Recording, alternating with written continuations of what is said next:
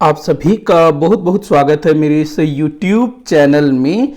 मेरे चैनल में यह एक नया श्रृंखला है और यह केवल और केवल उन विद्यार्थियों के लिए है जो कि मेरे चैनल पर भारत के इतिहास से संबंधित वीडियोस को देखते हैं और जो कि किसी ऐसे परीक्षा की तैयारी कर रहे हैं जिसमें इतिहास उनका प्रमुख विषय है। तो ऐसी परीक्षाएं कौन कौन सी हो सकती है? तो यूजीसी नेट हो सकता है, सेट हो सकता है, TGT PGT, UPSC, state PSC, जहां पर हिस्ट्री से बहुत सारे क्वेश्चन पूछे जाते हैं या फिर हिस्ट्री एक मुख्य विषय के रूप में चुना जाता है। कहने का मतलब यह है कि इतिहास महत्वपूर्ण हो।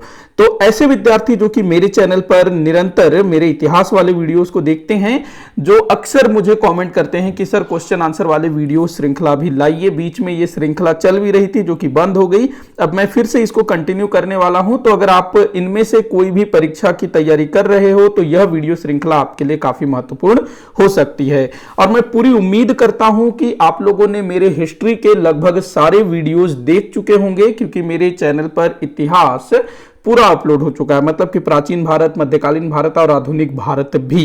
तो अगर आपने सभी वीडियोस को देखा है तो यह वीडियो श्रृंखला आपके लिए काफी महत्वपूर्ण होगा। 10-15 क्वेश्चन होंगे। आज इस वीडियो में मैंने 10 ही क्वेश्चन लिया है। आप लोग जो है क्वेश्चंस के आंसर देने की कोशिश करिएगा, नीचे कमेंट बॉक्स में बताइएगा। तो देखते हैं पहला क्वेश्चन, निम्नलिखित में से कौन सी जोड़ी प्राचीन भारत का विद्वान एवं उसकी रचना सुमेलित नहीं है? तो इस तरह के क्वेश्चन काफी पूछे जाते हैं भाई, यूजीसी नेट में, सेट में, यहां तक कि पीएससी यूपीएससी में भी। तो आपको जो है प्राचीन भारत की जितनी भी रचनाएं हैं उनके लेखकों के नाम सहित वो आपको याद रखना बहुत जरूरी है। मेरे चैनल पर प्राचीन भारतीय इतिहास के जितने भी ग्रंथ हैं, उनके लेखक हैं, इनसे संबंधित वीडियोज आपको मिल जाएगा। तो देख लेते हैं तो कौन सी जोड़ी सुमेलित नहीं है, ये बोल रहा है ना, कोई एक सुमेलित नहीं है। तो पहला देखते हैं, विशाख दत्त मुद्रा राक्षस। बिल्कुल ठीक है भाई, विशाख दत्त ने मुद्रा राक्षस लिखी है। विशाख दत्त जो कि गुप्तकालीन थे, इन्होंने मुद्रा राक्षस लिखी है। इसके अलावा इनकी एक और रचना है, वो आप लोग मुझे नीचे कमेंट बॉक्स में बताइएगा। दूसरा है कालिदास। कालिदास जी की रचना कुमार संभव, बिल्कुल ठीक है, ये भी कालिदास जी की रचना है कुमार संभव। कालिदास जी, इनका भी जो समय है ये गुप्त काल से जोड़ा जाता है, चंद्रगुप्त द्वितीय विक्रमादित्य के समकालीन इनको माना गया है। इनकी 7 रचनाएं अभी तक प्राप्त हुई है, जिनमें से कुमार संभव एक है। बाकी की 6 रचनाएं आप मुझे नीचे कमेंट बॉक्स में बताएंगे। अगला दिया हुआ है हर्षवर्धन। हर्षवर्धन जो कि वर्धन वंश के शासक थे, ये भी जो है एक साहित्यकार थे, मतलब शासक थे, साथ ही साथ में ये एक साहित्यकार भी थे। इन्होंने काफी सारे रचनाएं लिखी हैं, लेकिन जो नैषध चरित है ना, ये हर्षवर्धन की रचना नहीं है। श्री हर्ष करके एक रचनाकार हुए हर्षवर्धन के बहुत बाद में, लगभग 8वीं 9वीं 10वीं शताब्दी में। तो श्री हर्ष के द्वारा नैषध चरित नामक ग्रंथ की रचना की गई है, न कि हर्षवर्धन के द्वारा। तो यहां फिर से आप लोगों के लिए क्वेश्चन की हर्षवर्धन की रचनाएं कौन कौन सी है, ये आप लोग मुझे बताएंगे। काफी इंपॉर्टेंट है, आपको बताना है ये सारी चीजें। भास स्वप्न वासव दत्तम, ये भी ठीक है। तो यहां पर कौन सुमेलित नहीं है भाई? तो जो स है वो सुमेलित नहीं है, तो वही आपका उत्तर होगा। बाकी जो भी मैं क्वेश्चंस पूछूं उनके आंसर आप मुझे नीचे कमेंट बॉक्स में बताइएगा। अगला दिया है बौद्ध धर्म से संबंधित कौन नहीं है? तो बौद्ध धर्म से संबंधित कौन नहीं है, एक हम देख लेते हैं। कालाशोक का संबंध बौद्ध धर्म से रहा है, अशोक का संबंध भी रहा है भाई, सब जानते हैं। यहां पर स गलत हो गया, माफी चाहूंगा। बिंदुसार का संबंध बौद्ध धर्म से नहीं था, ये आजीवक संप्रदाय को मानते थे। उसके बाद अजात शत्रु का संबंध भी बौद्ध धर्म से रहा है। बौद्ध धर्म जिसके संस्थापक कौन थे? गौतम बुद्धा। अगला दिया है, दक्षिण के किस राज्य के राजा को अलाउद्दीन खिलजी ने राय रायन की उपाधि दी थी? तो भाई अलाउद्दीन खिलजी जो कि खिलजी वंश के शासक थे, और अलाउद्दीन खिलजी के समय में ही पहली बार दक्षिण भारत को जीता गया था किसी शासक के द्वारा। तो काफी इंपॉर्टेंट है, अलाउद्दीन खिलजी ने लगभग संपूर्ण भारतवर्ष को अपने अधिकार में कर लिया था।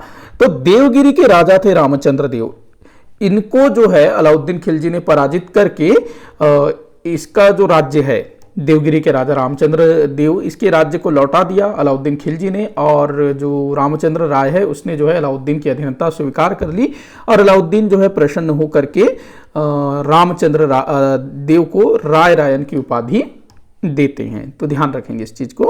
तो देवगिरी रामचंद्र देव, उसके बाद वारंगल, द्वार समुद्र, होयसल, इन राजाओं ने अलाउद्दीन खिलजी की अधीनता को स्वीकार नहीं की, युद्ध किया और बाद में अधीनता स्वीकार की। मतलब कि पहले युद्ध किया फिर अधीनता स्वीकार की। अच्छा, वारंगल के राजा ने भी उतना कोई खास युद्ध नहीं किया, ये भी ध्यान रखना। मतलब कि इन्होंने अधीनता को तो स्वीकार किया बट पहले थोड़ा बहुत विरोध किया। अगला क्वेश्चन है, मध्यकालीन किन शासकों ने अपनी आत्मकथा लिखी? काफी अच्छा क्वेश्चन हो सकता है। आत्मकथा जिसको हम बायोग्राफी कहते हैं। मोहम्मद बिन तुगलक की बात करें तो इसने अपनी आत्मकथा नहीं लिखी है मोहम्मद बिन तुगलक ने। फिरोज शाह तुगलक ने अपनी आत्मकथा लिखी है, तुजुक ए फिरोज शाही। बाबर ने अपनी आत्मकथा लिखी, तुजुक ए बाबर, तुजुक ए बाबर, जिसको आगे बाबर नामा के नाम से अनुवादित किया गया फारसी में, ये तुर्की भाषा में लिखा गया था। जहांगीर ने लिखी तुजुक ए जहांगीरी। तीन शासकों ने अपनी आत्मकथा लिखी है। मोहम्मद बिन तुगलक जो सबसे ज्यादा पढ़ा लिखा था उसने अपनी आत्मकथा नहीं लिखी है। तो देखते हैं यहाँ पर 2, 3, 4 आपका सही होगा, मतलब ब जो है सही होगा। अगला क्वेश्चन दिया है, मुगल बादशाह अकबर का अंतिम विजय अभियान था। बड़ा अच्छा क्वेश्चन हो सकता है। मुगल बादशाह अलाउद्दीन खिलजी का जो अंतिम जो विजय अभियान था वो था असीरगढ़। 1601 में यह विजय अभियान जो है अकबर द्वारा किया गया था। असीरगढ़ का जो किला है ये खानदेश के अंतर्गत आता था और जो खान देश है उसने 1591 में ही अकबर की अधीनता स्वीकार कर लिया था। लेकिन जो वहां का जो शासक होता है ना, खानदेश का जो शासक होता है, जब उसकी मृत्यु हो जाती है तो उसका जो बेटा होता है वो जो है अकबर की अधीनता को मानने से इनकार कर देता है और अकबर को कर वगैरह देने से मना कर देता है। तो इस पर जो है अकबर जो है वहां पर अटैक कर देता है और असीरगढ़ के किले पर जो मुगल सेना है वो अपना घेराबंदी कर लेती है। तो यहाँ पर अकबर ने खुद नेतृत्व किया था। तो यह अकबर का अंतिम विजय अभियान माना जाता है और इसमें अकबर को जो है सफलता भी मिली थी। असीरगढ़ का किला जो है मुगलों के अधिकार में आ जाता है। अगला क्वेश्चन दिया है, महात्मा गांधी जी के बाद किसने सविनय अवज्ञा है, ये माफी चाहूंगा, किसने सविनय अवज्ञा आंदोलन का नेतृत्व किया था? तो यहां पर आंसर लगाना है अब्बास तैयब जी। अब्बास तैयब जी जो कि कांग्रेस के एक वयोवृद्ध सदस्य थे या नेता कह सकते हैं हम, जो कि गांधी जी के बहुत बड़े भक्त थे और काफी रईस व्यक्ति बताए जाते हैं ये, जो कि गांधी जी से प्रभावित होकर के गांधी जी के कार्यक्रम से जुड़ जाते हैं। तो 1930 में हुआ था सविनय अवज्ञा आंदोलन। गांधी जी को गिरफ्तार कर लिया जाता है जब गांधी जी साबरमती से दांडी पहुंचते हैं और वहां पर नमक उठा करके नमक कानून का उल्लंघन करते हैं तो उनको गिरफ्तार कर लिया जाता है। तब अब्बास तैयब जी ने आंदोलन का नेतृत्व किया था। अगला दिया है, गोरा किसकी रचना है? तो भाई गोरा किसकी रचना है? तो गोरा यहां पर आप लोगों को ध्यान रखना है, रविंद्रनाथ टैगोर जी की रचना है। गुरुदेव रविंद्रनाथ टैगोर जी की रचना है गोरा। गोरा मूलतः एक उपन्यास है, ऐसा मतलब मतलब ऐसा कुछ नहीं है कि इसमें मतलब जो गोरे अंग्रेज हैं उनके बारे में कुछ बताया गया हो। इसमें जो है उस समय का जो सामाजिक परिस्थितियां हैं, उन सामाजिक परिस्थिति को भी तो मैं नहीं बोल सकता, लेकिन काफ़ी कुछ उस समय के बारे में समाज कैसा था, लोग कैसे रहते थे, खास करके बंगाल, कलकत्ता, वहाँ के विषय वस्तु पर आधारित है गोरा। आप लोग इसको जरूर पढ़िएगा, काफ़ी अच्छी रचना है रविंद्रनाथ टैगोर जी द्वारा लिखी गई, जो कि कलकत्ता के बारे में काफ़ी अच्छे से आपको बताएगा। इसके अलावा बंगाल, जो बंगाली समाज था वो कैसा था और उस समय का जो पढ़ा लिखा जो वर्ग है वो किस तरह से जीवन यापन करता था, किस तरह से सोचता था, क्या वो चाहता था, वो सब कुछ यहाँ देखने को मिलेगा। तो गोरा ऐसा मत समझिएगा कि इसमें अंग्रेजों से रिलेटेड कोई चीज़ होगा, हाँ वो भी थोड़ा बहुत इन्वॉल्वमेंट है, तो यहाँ ध्यान रखेंगे। गोरा रविन्द्रनाथ टैगोर। रविन्द्रनाथ टैगोर जी के बारे में और मैं बता दूं कि इनकी एक रचना है गीतांजलि, जो कि 1912 में प्रकाशित हुई थी। मूलतः बांग्ला भाषा में लिखा गया था, जो कि आगे चल करके दुनिया के विभिन्न भाषाओं में प्रकाशित हुआ और वर्ष 2013 में गुरुदेव रविंद्रनाथ टैगोर जी को गीतांजलि, इनकी जो रचना है कविता संग्रह, उसके लिए इन्हें नोबेल पुरस्कार, साहित्य का नोबेल पुरस्कार प्राप्त हुआ था। तो हमारे भारत के पहले व्यक्ति थे जिनको नोबेल पुरस्कार प्राप्त हुआ था। 1913 की बात है, ध्यान रखेंगे इसको। और हमारे देश का जो राष्ट्रगान है जनगण मन अधिनायक, ये भी इन्होंने ही लिखा है, रविंद्रनाथ टैगोर जी ने। इसके अलावा बांग्लादेश का जो राष्ट्रगान है आमार सोनार बांग्ला, वो भी जो है बाल गंगाधर तिलक जी द्वारा लिखा गया है। आगे बढ़ते हैं, संविधान सभा का गठन हुआ था। तो भाई संविधान सभा का गठन किसके आधार पर हुआ था, यह आपको बताना है। तो साइमन कमीशन 1927 में गठित हुआ था, तो इसका संविधान सभा से कोई लेना देना नहीं है, हालांकि संविधान से लेना देना जरूर है। क्रिप्स मिशन ये भी नहीं होगा, कैबिनेट मिशन यही होगा इसका आंसर। कैबिनेट मिशन जो कि 1946 में आया हुआ था, इसी के आधार पर जो है संविधान सभा का गठन किया गया। अगला क्वेश्चन है, प्रथम बौद्ध संगीति का आयोजन किस स्थान पर हुआ था? किस स्थान पर हुआ था भाई प्रथम बौद्ध संगीति का आयोजन? तो ये हुआ था राजगृह में। प्रथम बौद्ध संगीति जो है राजगृह में हुआ था, दूसरा हुआ था वैशाली में, तीसरा हुआ था पाटलिपुत्र में, चौथा हुआ था कुंडलवन कश्मीर में। पटना पाटलिपुत्र एक ही है, ध्यान रखना।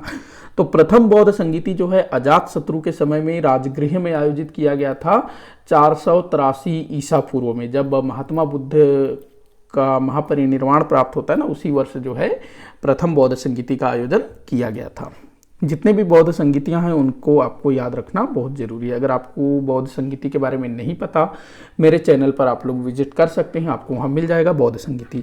अगला दिया है सुमेलित करने को बोल रहा है, देख लेते हैं भाई। एक तरफ जो है मुगल बादशाहों के नाम, दूसरी तरफ उनके मकबरे हैं ये। तो देख लेते हैं बाबर का मकबरा कहाँ पर है, तो ये है अपना काबुल में, काबुल अफगानिस्तान। अकबर का है सिकंदरा में, हुमायूं का है दिल्ली में, औरंगजेब का औरंगाबाद में। तो आप लोग जो है कूट का मिलान कर लीजिएगा, देख लीजिएगा कूट। तो इसी के साथ आज का ये वीडियो यहीं पर समाप्त होता है। आप लोग मुझे कमेंट करके बताइएगा कि यह वीडियो आपको कैसा लगा, और यह वीडियो श्रृंखला मैं आगे भी जारी रखूंगा और पूरी कोशिश करूंगा कि इस वीडियो श्रृंखला को मैं कंटिन्यू रखूं। और जो भी बच्चे UGC net set TGT PGT UPSC PSC जैसे परीक्षाओं की तैयारी कर रहे हैं, तो उनके लिए यह वीडियो श्रृंखला काफ़ी महत्वपूर्ण हो सकता है। इसके अलावा हमारे चैनल पर और भी वीडियोस अपलोड होते रहते हैं और काफ़ी सारे वीडियोस अपलोड हो चुके हैं, तो आप उनको भी ज़रूर से देखिएगा। तो वीडियो को जितना हो सके उतना आप शेयर करिएगा, लाइक करिएगा, चैनल को सब्सक्राइब करिएगा। वीडियो को आखिर तक देखने के लिए बहुत बहुत धन्यवाद।